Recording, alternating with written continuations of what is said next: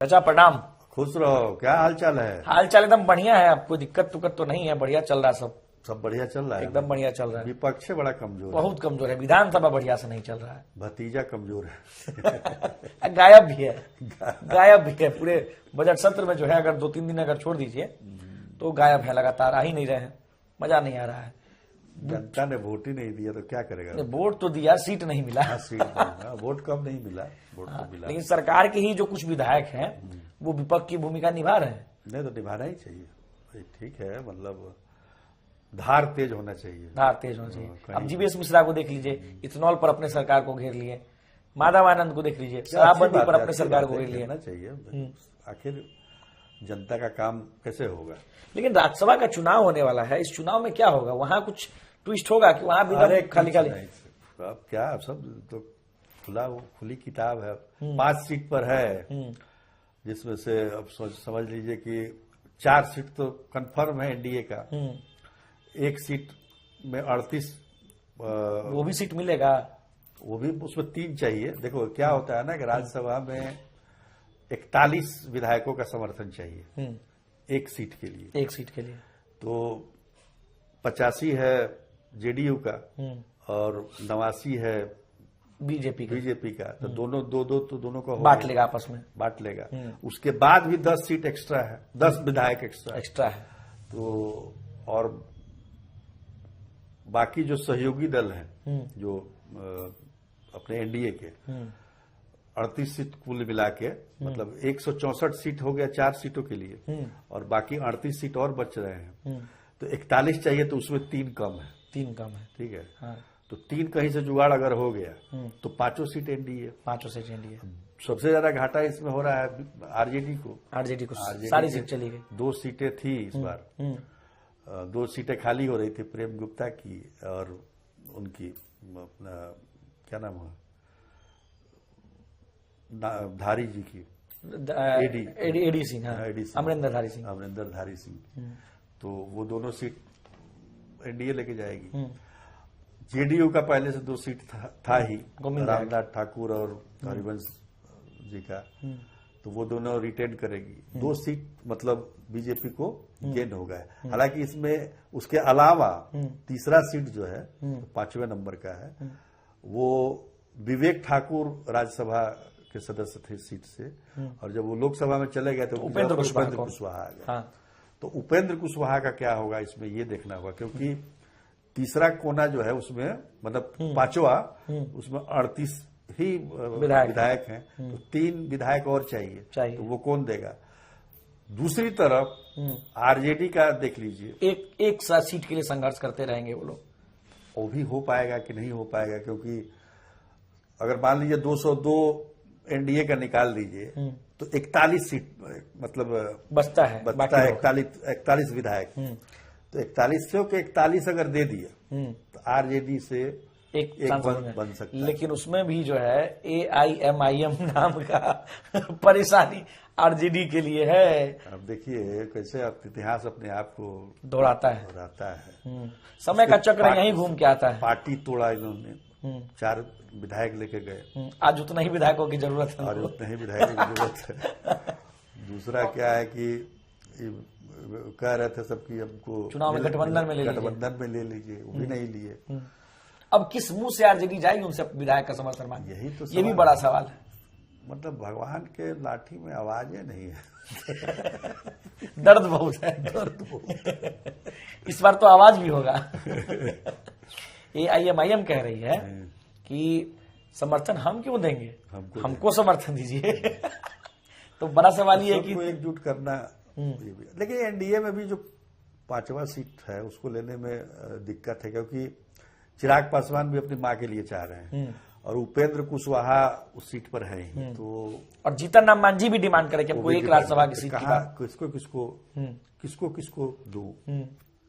मतलब जो 5वीं सीट है उसके लिए दोनों गठबंधन में घमासान होगा। तो वो चीज है, तो उसको भी देखना होगा कि कैसे उसको सॉर्ट आउट किया जा रहा है। एनडीए के जो शीर्ष नेता है उसको कैसे, मतलब मतभेद भी तो नहीं होना चाहिए ना। तो उस पर भी विचार होगा। लेकिन यह है कि 4 सीटों पर जो है उसमें सबसे बड़ा सवाल यही उठ रहा है कि बनेगा कौन, क्योंकि हरिवंश जी का भी 2 टर्म हो गया है, रामनाथ ठाकुर का भी 2 टर्म हो गया है, और तीसरा टर्म देने का बहुत लंबा इतिहास जेडीयू का रहा नहीं। बिल्कुल। एक तो उन्होंने दिया था वशिष्ठ नारायण सिंह को, और शरद यादव को भी दिया था तीसरा, लेकिन उनका बीच में ही खत्म हुआ। और एक ये थे किंग महेंद्र भी 3 बार रहे, तो तीसरी बार हरिवंश जी को मिलता है कि नहीं मिलता है, या रामनाथ ठाकुर को तो मुझे लगता है मिल जाएगा, क्योंकि स्वर्गीय कर्पूरी ठाकुर जी के बेटे हैं, और ईवीसी राजनीति चरम पे है अपने, अभी उनको भारत रत्न भी मिला, तो ऐसे में मुझे लगता है कि उनको मिल सकता है।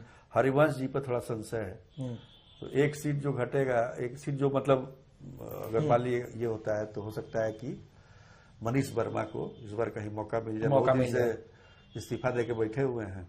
अच्छा। हालांकि हर बार उनका नाम का चर्चा होता है। हाँ। लोग सोचता है कि भाई आईएएस से इस्तीफा दे दिए, नीतीश जी कुछ बना नहीं रहे, मतलब लोकसभा में टिकट नहीं, विधान परिषद में नहीं, विधानसभा में नहीं, तो कम से कम राज्यसभा तो दीजिए भाई। पार्टी में भी कोई बहुत मतलब राष्ट्रीय महासचिव है वो, ठीक है, लेकिन संवैधानिक पद भी तो चाहिए।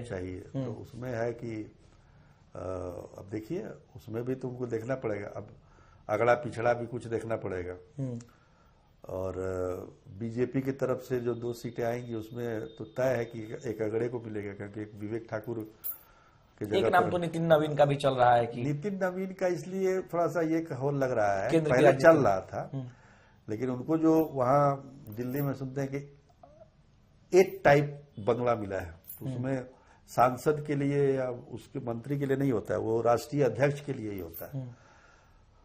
तो नितिन नवीन तो विधायक है ही यहाँ पर, एक सदन के सदस्य हैं ही, तो मुझे लगता है कि शायद इस बार नहीं बने, अगली बार बन जाए। इस बार 5 साल जो है 5 साल विधायक रहे, तो वो नहीं है, लेकिन बीजेपी की तरफ से एक अगड़ा एक पिछड़ा का कॉम्बिनेशन रहेगा। लेकिन 5वीं सीट पर सबकी नजर होगी कि देखिए जेडीयू बीजेपी ने तो अपनी गुत्ती जो है सुलझा लेगी, 5वीं सीट एलजेपीआर के पास जाएगी, कि आरएलएम के पास जाएगी, कि हम के पास जाएगी, कि आरजेडी के पास जाएगी, या फिर एआईएमआईएम जो है आरजेडी से समर्थन मांगेंगे। तो बड़ा गुत्थी है 5वीं सीट को लेकर के। आपको क्या लगता है राजद के पास जाने के कितने चांसेस है ये सीट? देखिए, राजद के पास जाने का चांस रहता है जब लालू यादव का दौर होता, जोड़ तोड़ में माहिर आदमी। तेजस्वी यादव कितना कन्विंस कर पाएंगे मुश्किल है, क्योंकि जब तक वो एआईएमआई जब तक समर्थन नहीं देगा तब तक आप। और 2 दिन पहले जो एमआईएम का बयान आया उससे नहीं लगता है कि वो कन्विंस होने वाले हैं।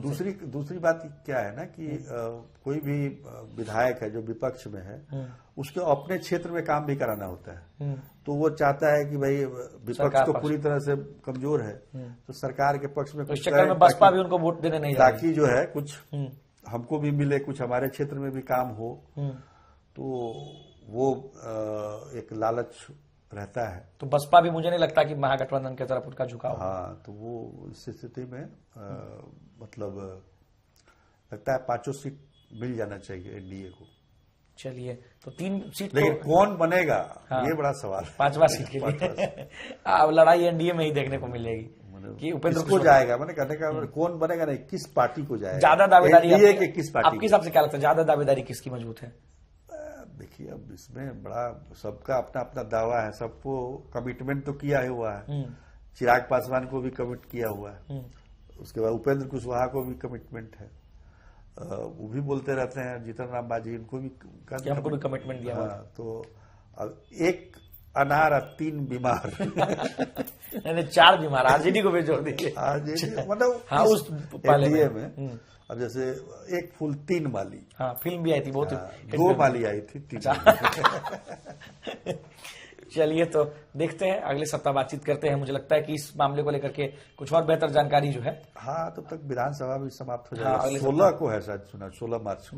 बिल्कुल। 26 को ये होगा नामांकन प्रक्रिया शुरू होगी।